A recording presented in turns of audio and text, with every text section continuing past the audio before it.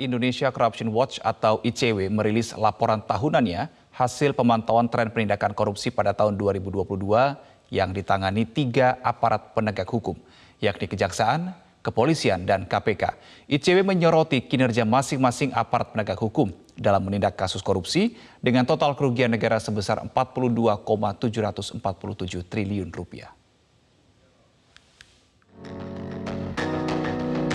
Dalam temuannya, ICW memaparkan temuan umum terkait penindakan tipikor pada 2022 mencapai 597 kasus dengan 1.396 tersangka dan kerugian negara mencapai 42 triliun rupiah lebih.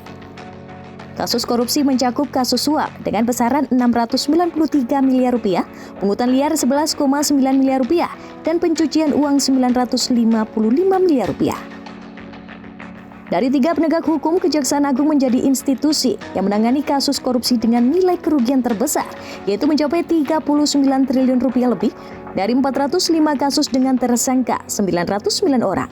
Sementara itu, Komisi Pemberantasan Korupsi berhasil menangani 36 kasus dengan 150 orang tersangka dan kerugian negara mencapai 2,2 triliun rupiah.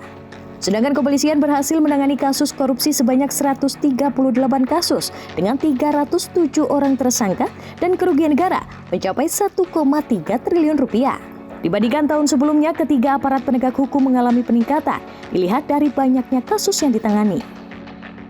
Poinnya kalau misal ada dari sisi jumlah perkara atau jumlah tersangka yang ditetapkan itu hampir pasti paling tidak dari pengalaman ICW mengumpulkan data untuk tren penindakan itu memang banyak dilakukan kejaksaan gitu ya, yang mana itu cukup masuk akal karena memang kejaksaan punya kantor sampai ke tingkat kabupaten kota gitu ya, tingkat kejaksaan negeri. Jadi dalam tahun 2022 ini yang lalu, maksud saya, kejaksaan memang menangani mungkin sekitar 5 kasus ya yang cukup noticeable karena kerugian keuangan negaranya itu cukup tinggi, dan perlu dicatat ada kasus yang sudah putus yaitu kasus minyak goreng. Tapi karena disclaimer-nya adalah karena kasus yang kami pantau itu adalah tingkat penyidikan. Jadi kalau ada gap gitu ya antara dugaan kerugian keuangan negara yang muncul di tingkat penyidikan dengan yang kemudian diputus di pengadilan ada perbedaan, itu memang tidak tergambar gitu karena itu kami fokusnya masih di penyidikan. Sementara itu, dalam survei Lembaga Survei Indonesia yang dilakukan di bulan Januari hingga Februari 2023 menunjukkan tren kepercayaan terhadap lembaga dalam penegakan hukum cenderung meningkat. Kejaksaan Agung menjadi lembaga yang paling dipercaya dalam penegakan hukum dengan total 72% responden, dengan rincian 11% sangat percaya dan 61% percaya.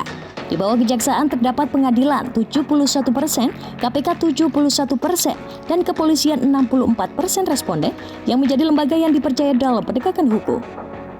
Meningkatnya kepercayaan publik terhadap lembaga hukum tentunya harus diiringi dengan peningkatan kinerja dari para aparat penegak hukum sehingga dapat menciptakan pelaksanaan pemerintahan dan pergerakan ekonomi yang lebih bersih.